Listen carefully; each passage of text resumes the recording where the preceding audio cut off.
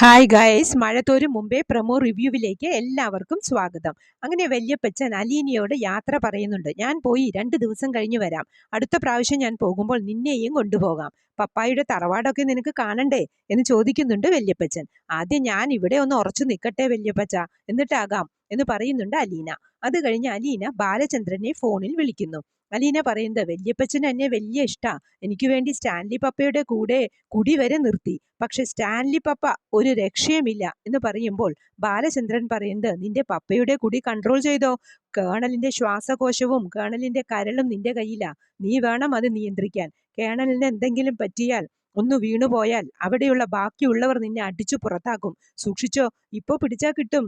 നീ ഒന്ന് പിടിച്ചു നോക്ക്, നിനക്ക് നടക്കുമെടി എന്ന് പറയുന്നുണ്ട് ബാലചന്ദ്രൻ. ഇതോർത്ത് അലീനയ്ക്ക് ഭയങ്കര വിഷമമാകുന്നു. സ്റ്റാൻലി ആണെങ്കിൽ അലീനയെ തിരഞ്ഞ് അവിടെ കാണാതെ റൂമിലേക്ക് വരുമ്പോൾ ബാലചന്ദ്രൻ പറഞ്ഞതോർത്ത് വിഷമിച്ചിരിക്കുന്ന അലീനയെ കാണിച്ചുകൊണ്ടാണ് പ്രമോ അവസാനിക്കുന്നത്. പ്രമോ ഇഷ്ടമായെങ്കിൽ ലൈക്ക് ചെയ്യാനും ഷെയർ ചെയ്യാനും സപ്പോർട്ട് ചെയ്യാനും സബ്സ്ക്രൈബ് ചെയ്യാനും മറക്കരുത്. അടുത്തൊരു എപ്പിസോഡിന്റെ പ്രമോവുമായി വരുന്നതുവരെ കാത്തിരിക്കുക.